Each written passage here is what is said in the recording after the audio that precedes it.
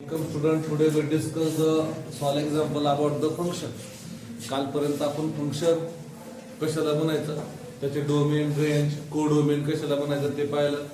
त्यानंतर representation of function पाहिलं. ठीक आहे.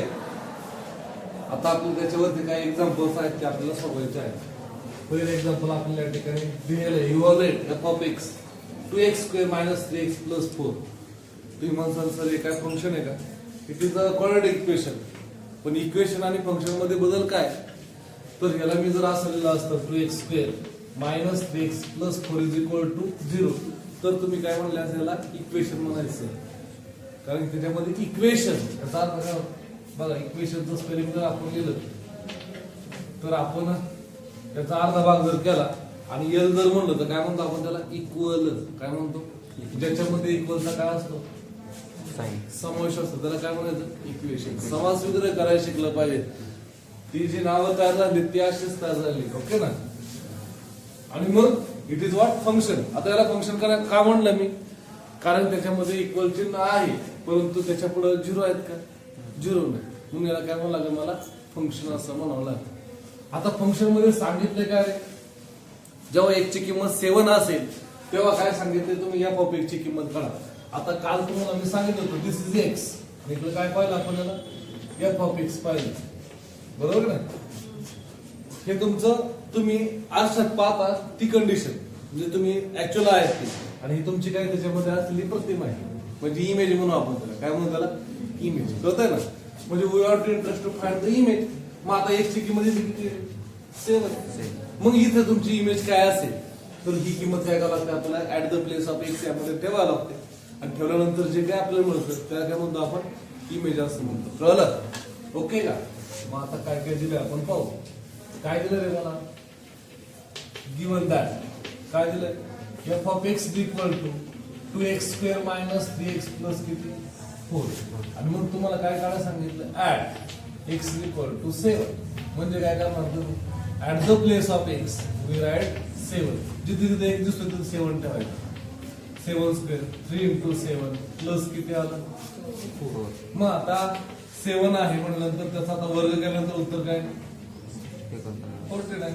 मायनस 2 × 7 म्हणजे किती झालं? 21 प्लस 4. आता इथे किती आलं? 98 प्लस 4 आणि मायनस 21. हे दोघांची बेरीज करा. 102 - 21 करा कॅल्क्युलेशन. किती उत्तर येईल? 81 यायला हरकत नाही. कोणाची इमेज आहे? 7 ची. म्हणजे डोमेन मध्ये कोण आहे? 7 आहे. तर को डोमेन मध्ये आपल्याला किती मिळाला पाहिजे? मग आम्ही त्याच्यामध्ये काय काढू शकतो? एक एरो काढू शकतो. आणि मग त्याला काय म्हणतो आपण? त्याची ती काय बनायची? इमेज बनायची. कळतंय ना? म्हणजे फंक्शन इकडे डावीकडे डोमेन मध्ये कोण होता? 7. तर को डोमेन मध्ये त्याला त्याचा अनुषंगाने कोणत्या कुठपर्यंत जाऊन भेटत होता? एरो न्यायचा होता 81 पर्यंत. मध्ये आधी कोणाला टच करायचा? ओके. त्याच्यानंतर काय सांगितलं पुढे? x = -2t. आता x ची किंमत निश्चित अंक म्हणून घेऊ नका. आता 2t म्हणजे व्हेरिएबल सेट ची किंमत घ्या. मग या फक्त काय करायचं? -2t. At the place of x we write -2t. मग पहिला ब्रॅकेट स्क्वेअर आहे 3 × -2t आणि प्लस किती आलं? 4. मग आता 2 × याने याचा वर्ग करून घ्या. आता आपल्याला माहिती आहे मायनस संख्येचा वर्ग काय येतो? प्लसच येतो. आणि म्हणून उत्तर काय आहे? 4 × t². तिथं मायनस काय? प्लस 6. 3 × 2 काय झालं? 60 आणि प्लस किती आलं? 4. आता या दोघांचा गुणाकार करा. म्हणजे 8t² प्लस 60 आणि प्लस 4 असं याची काय बनवणार आहे आपल्याला? इमेज. म्हणजे डावीकडे आम्ही -2t पाहिलं की आरशात काय बनवणार आम्ही? 8t² प्लस 6t² आणि प्लस t आणि प्लस किती आलं? 4. ही आपल्याला इकडे काय मिळाली पाहिजे? त्याची इमेज मिळाली पाहिजे. ओके ना? म्हणजे x = 5 2 3 4 कोणती किंमत काढतो याचा अर्थ काय काढतो? आम्ही त्याची इमेज फाइंड आउट करतो. काय फाइंड आउट करतो? इमेज. ठीक आहे. y = g of x. Find the g of -4. काय सांगितलं काढायला तुम्हाला? g of -4. आणखी काय काढायला सांगितलं तुम्हाला? g of. मग आता ग्राफ वरून आपल्याला ऑब्झर्वेशन करायचं आणि किंमत सांगायला सांगितलं. मला सांगा ह्याची किंमत काय? तर आम्ही सर्वप्रथम एक अक्षाची किंमत देतो -6 - -4. डाव्या अक्षराला y हे दोघांचं कॉम्बिनेशन असतं. ओके. त्यानंतर आपण ही किंमत सांगितली किती रे -4 आणि 0. त्यानंतर इथं किंमत सांगितली इथं किती साधारणपणे -1 -4. इथं जो किती बघा इथं मध्यवर्ती म्हणजे इथं किती असेल 3 आणि किती इकडचा किती आला -5. ह्या अंदाजे सांगू शकतो आपण किती रे 7 असेल आणि इकडे किती येतो म्हणजे अशा प्रकारचे पॉइंट आपल्याला डिक्टेट करता येऊ शकतात. मग विचारलाय प्रश्न काय फ्रॉम ग्राफ किंवा y इज इक्वल टू काय म्हणतात आपल्याला g of x from the graph काय सांगितलं g ऑफ -4. g ऑफ -4 म्हणजे तुम्ही काय करणार आहे -4 म्हणजे x ची किंमत किती असली पाहिजे -4. त्यावेळेस y ची किंमत किती बघा x ची किंमत -4 त्यावेळेस y ची किंमत किती 0. मग इथं उत्तर काय आलं पाहिजे आपल्याला 0 मिळालं. तो तर जायला म्हणजे x ची किंमत -4 असताना तो पॉइंट कुठेतरी असणार आहे. त्याची किंमत किती y ची ची किंमत किती त्यासाठी 0 एक्झॅक्टली -4 ला बरं. त्याच्यानंतर समजा पुढचा प्रश्न त्यांनी विचारला फ्रॉम ग्राफ जी ऑफ किती विचारलं रे 3 विचारलं. मग आपल्याला सांगता आलं पाहिजे जी ऑफ 3 म्हणजे आम्ही इथं पाहणार 3 कडे. मग 3 कडे हा जो कर्व आहे तो पुढे इंटरसेक्ट करतो या पॉइंटला करतो. मग याचं y कोऑर्डिनेट किती -4 त्याची किंमत किती आली -5 कळतंय ना. मग तुम्हाला कोणता पण पॉइंट दिला जाईल समजा तुम्हाला सांगितलं जाईल फाइंड g ऑफ 7. काय करा समजा तुम्ही 7 च्या पर्यंत असतात एक उभी रेषा मारून गेला तुमच्या y अक्षाला त्या कर्वला कोणत्या पॉइंट मध्ये इंटरसेक्ट करता येईल पहा 2 मध्ये. मग y ची किंमत किती त्याच्यात -2. म्हणजे अशा प्रकारे तुम्हाला फॉर्म ग्राफ वरून देखील किमती फाइंड आउट करता येऊ शकतात. अजून कोणती पण किंमत देऊ शकतो समजा g ऑफ -6 सांगितलं तुम्हाला काय उत्तर येईल g ऑफ -6 म्हणजे एक साक्षर मायनस पाहिजे उभी रेषा काढून घ्यायची आडवी रेषा काढून घ्यायची दोघांचा त्या पॉइंट वरचा इंटरसेक्टिंग पॉइंट काय म्हणजे अशा तुम्हाला किमती सांगता येते. कळतं सगळ्यांना ओके. फ्रॉम ग्राफ वरून आपल्याला ह्या किमती सांगता येते. ठीक आहे. एक्झाम्पल नंबर 3 मध्ये आपण आलेलो आहे इफ टी ऑफ m जसं आपण काय म्हणतो f ऑफ x म्हणतो आणि सरळ समीकरण कसं असतं 2x² + 4x + 5. मग ते इक्वेशन आपण पाहू शकतो. इथे x म्हणलं त्यावेळेस इकडे सगळे व्हेरिएबल मध्ये कोण आले x आले. जसं इथं आपण काय म्हणलं m म्हणलं तर व्हेरिएबल मध्ये कोण आले पाहिजे m म्हणजे त्याचं जे फंक्शन आहे. मग जसं इथं आपण f ऑफ x ला काय म्हणतो फंक्शन तसं t ऑफ m ला काय म्हणलं पाहिजे आपण फंक्शन म्हणलं पाहिजे. कसं दिलेलं t of m = 3m² - m and t of m ची किंमत दिली किती 4 आहे.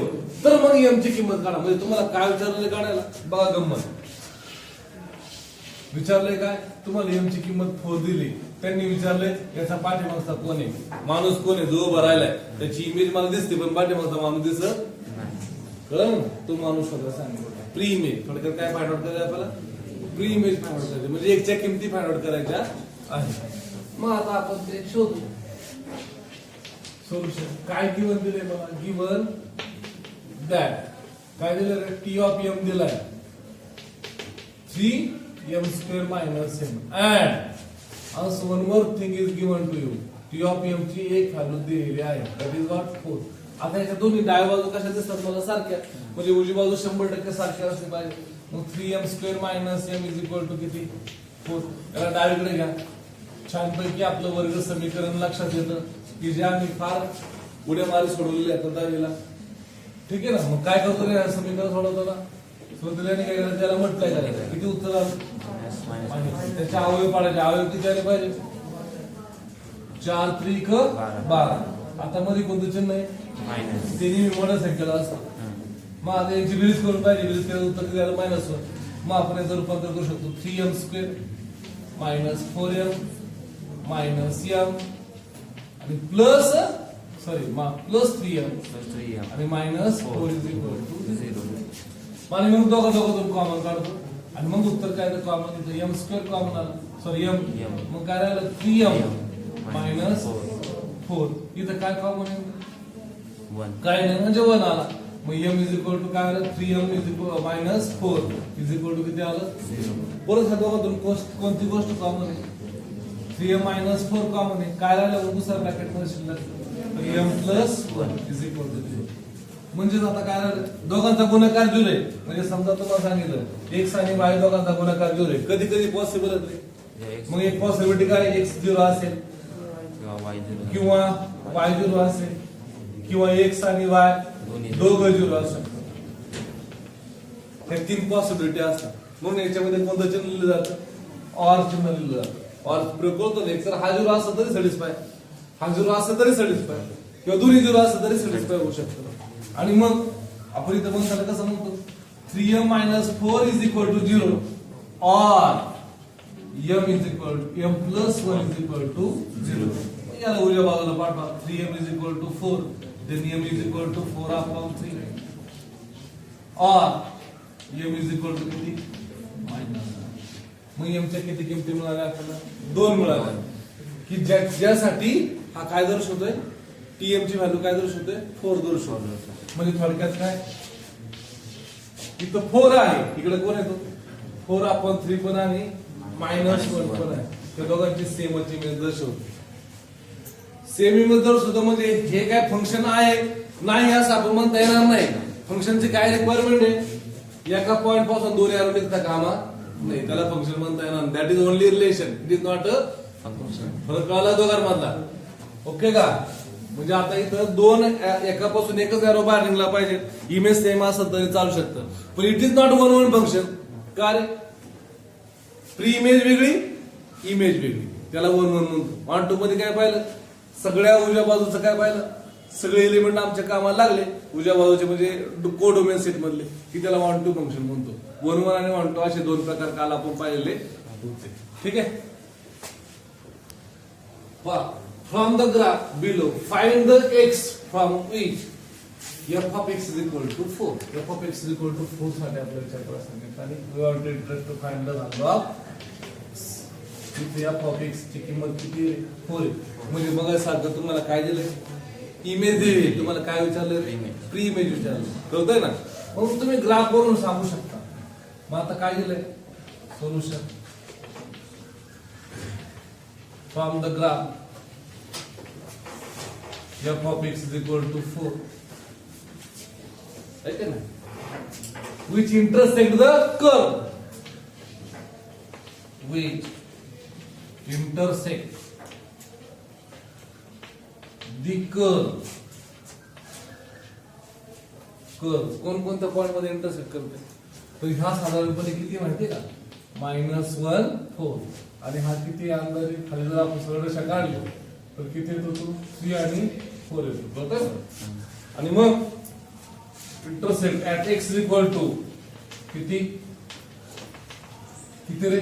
-1. आणि दुसरा कोणता पॉइंट आहे? ऍट x इक्वल टू किती? 3.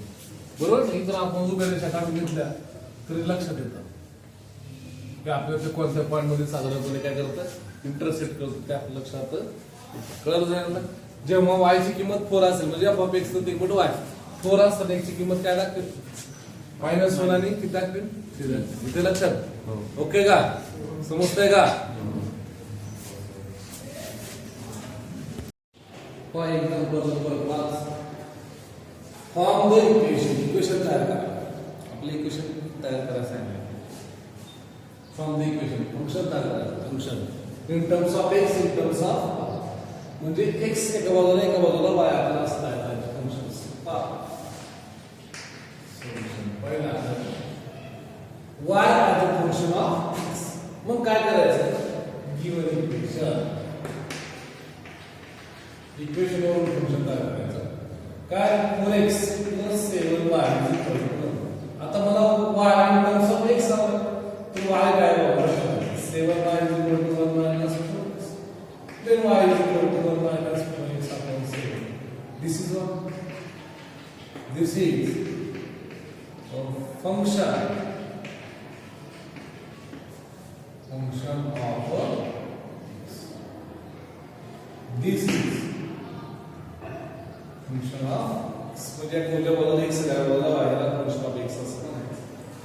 आता दुसरा केस म्हणजे आपल्याला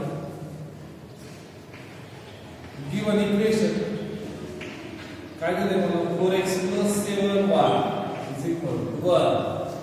then 4x = 1 - 7y. then x = 1 - 7y upon 4. This is what? This is a function of x as x the function of as y the function of x लक्षात ठेवायचं एका बाजूला पूर्ण बघा एका बाजूला सिंगल x इथं विथ कोएफिशिएंट इथं सिंगल x याला फंक्शन म्हणायचं याला आपण हे असं म्हणू f of x याला आपण f of y लिहू शकतो अशा प्रकारे आपल्याला ते तयार केलेलं आहे ठीक आहे some basic functions आपलं बेसिक फंक्शन्स आपल्याला अभ्यासायचे आहे आता बऱ्याच वेळा असं होतं की काय फंक्शन तुम्ही डिफाइन करताना एखादं function from r to r असं दिलेलं नसतं आपण त्या ठिकाणी घ्यायचं here from r to r unless stated otherwise आपण हे घ्यायचं जर स्टेटेड केलं नसेल तर ते घ्यायला पाहिजे काय घ्यायचं function from r to r हा आपण नाम आहे code function r to r असं म्हणतो आता पहिलं फंक्शन आपल्याला अभ्यासायचं ते कॉन्स्टंट फंक्शन म्हणजे काय f of x k किती व्हॅल्यूला घ्यायची किंमत किती लागेल त्याच्या बदलत नाही फॉर एक्झाम्पल x किती f of 2 को आता 2 म्हणल्यानंतर आपण त्या ठिकाणी 4 काढतो आपण डायग्राम कसं टेबलची आवश्यकता असते याच्या व्हॅल्यू f of x समजा इथं आपण -1 करू 0 ठेवू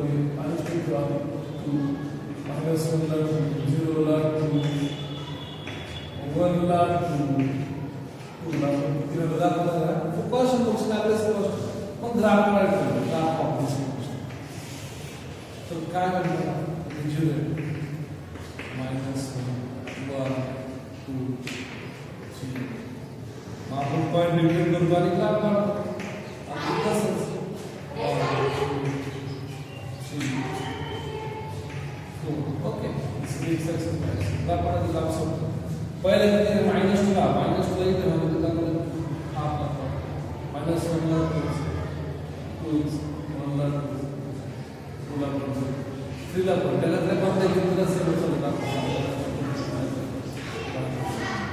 काय अशा प्रकारे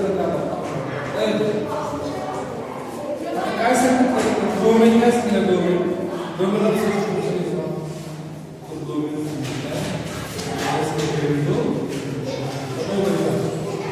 कोडोमेन काय कोडोमेन म्हणजे एक सारखा असं डोमेन काय बरमी कोडोमेन म्हणजे डोमेन बदल कोडोमेन हा फिक्स राहतो ह्या पण सांगितलं काय फुल आहे फ्रॉम दिस आणि याच्यासाठी काय यासाठी जो भी हवा असतो तो डोमेन आहे सर वेगळा कोड डोमेन मध्ये डोमेन एक साथ असतो तो डोमेन हवा एक साथ असतो वाय एक साथ होता है वाय साथ फिक्स असतो तुमच्या समोर दाखवण्याचा केला ओके आता आयडेंटिटी फंक्शन काय सांगितलं if a function from r to r then identity function is defined by f of x equal to x for every x belong to identity function आता याचं देखील आपल्याला ग्राफ काढायचा आहे आयडेंटिटी फंक्शन म्हणजे काय एक चार्ट आपण तयार करण्यासाठी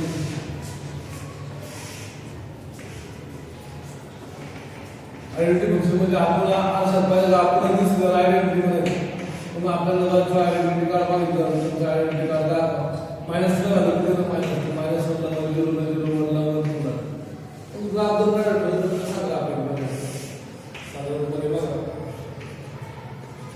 इथं 0 इथं मायनस 3 इथं 0 2 3 मायनस 1 2 3 आता पहिली व्हॅल्यू चेक करा कोणाला 1 टू मायनस 1 मायनस 2 किसा वाला कोई फंक्शन पास 0 0 1 2 आणि ही जी लाईन आहे ती अशी पास होते गाइड म्हणून फिक्स होत आहे क्लियर आहे मग मला सांगा डोमेन काय डोमेन पण minus 1 codomain raise to same पुराणा आणि दोन डोमेन कोड सेम तेव्हा कोणतं फंक्शन तयार होतं आयडेंटिटी फंक्शन तयार झालं ओके ठीक आहे तिसरा जो प्रकार आहे फंक्शनचा बेसिक पॉवर फंक्शन. पहिले काय करायचं, दुसरा आयडेंटिटी फंक्शन, दुसरा होता पॉवर फंक्शन. म्हणजे काय, x a x raise to a हे बिलॉंग टू काय, त्याला पॉवर फंक्शन. आता का स्क्वेअर फंक्शन आपल्याला वर्ग समीकरण समीकरण ठीक आहे. त्याला काय म्हणतात, स्क्वेअर फंक्शन. त्याचा काय काय झालं तर आपले चार करायला लागतो. चार करायला करू शकतो आपण. वीकचं काय व्हॅल्यू असते, त्या पॉईंटचं काय व्हॅल्यू असते. पहिली व्हॅल्यू आपण -2 -0 आणि तुला व्हॅल्यू आली इथं होणार 0 आलं बघा ग्राफ करायला चालू अशा प्रकारे a 0 -1 -2 -3 1 2 3 4 x axis y axis 1 2 3 okay. मग आता ग्राफचं काढायचं ठरलं तर कसं ग्राफ काढायचा, पहिला पॉईंट कुठे डिक्लेअर करायचा, -2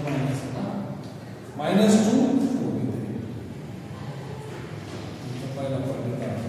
दुसरा पॉईंट -1 ला घालायचा, 0 ला 0 1 ला 2 ला परत किती आला अशा प्रकारे.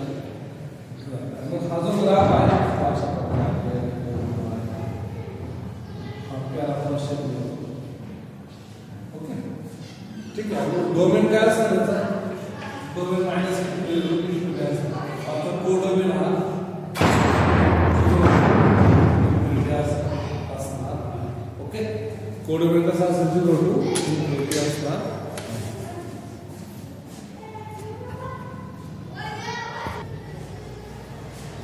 The properties of this quadratic function.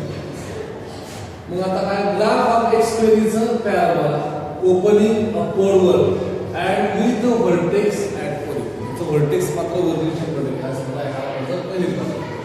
Graph is a symmetric about the y-axis. Correct? It is doing all the same thing that it is symmetric about the y-axis. The graph of even power x look a similar square function. Look like x square x raised to 6 हे एकच सारखंच असणार आहे. ठीक आहे. आता y minus k and x minus x square is represent the parabola with vertex मात्र h k असणार. फक्त vertex बदलला, त्याचा vertex जसा 0 0 0 आहे तसा त्याचा vertex बदलला, vertex h k असणार. तिसरं पाहिलं x is greater than or equal to -2 to less then x square is greater आपण तेच पाहिलं. आपण -2 to 2 पाहिलं ते 4 to किती आलं 0 to 4 झाला. त्याच्या आत किती आला का नाही -3 to 2 तर उत्तर 0 to 2 9 म्हणजे अशा प्रकारच्या काही प्रॉपर्टीज आपल्याला लक्षात म्हणून त्याचे डोमेन जरी -∞ असेल तर मात्र रेंज मात्र 0 टू किती इन्फिनिटी पर्यंत इन्फिनिटी ओपन करता येईल, क्लोज नाही, ओपन असतं इन्फिनिटी पर्यंत जाऊ शकतो. पण मात्र लेफ्टला येणार नाही, खाली येणार नाही, त्याच्या किती खाली असणार. ओके लेफ्ट खाली येणार नाही. आता क्यूबिक फंक्शन आपल्याला विचारात घ्यायचे. मग for example x raise to x याच्यासाठी देखील आपण टेबल तयार करतो.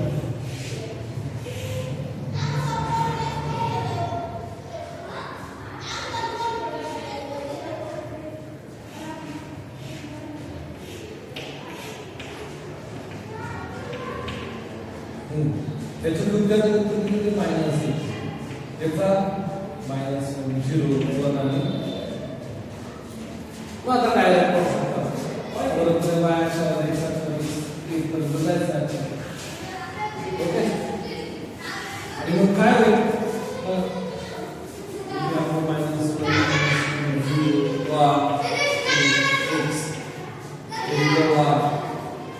खाली -2 -6 -4 -8 ठीक आहे. इथं मात्र 2 4 6 आणि आता पहिली व्हॅल्यू किती -2 ला किती आला मायनस आणि क्यूब काढता त्यानंतर -1 ला किती आला -1 तर येते 0 ला 0 ठीक आहे. 1 ला किती आले 1 ला 2 ला मात्र किती येते म्हणजे अशा प्रकारे. आणि मग हे आपल्याला अशा प्रकारे समजण्यात येते. मग आता त्याच्यासाठी डोमेन काय असणार आपला डोमेन ऑफ तर तुम्ही इकडे जोडतो काय डोमेन असतं डोमेन ऑफ एक्स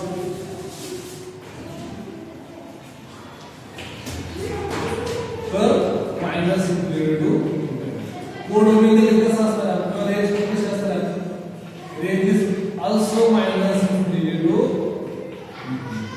त्याच कोडोमेन असतात याची प्रॉपर्टी पहा the graph of all function of power x more than 1 look like a similar बघा x रेज टू 5 चा पण ग्राफ असाच असेल x रेज टू 7 चा पण ग्राफ असाच ग्राफ असणार आहे जसं एक स्क्वेअरचं पाहिलं आणि तसंच या ठिकाणी काय पाहावं लागणार आपल्याला क्यूब साठी पाहावं लागणार इथे लक्षात काय शंका आहे शंका काय आम्हाला ओके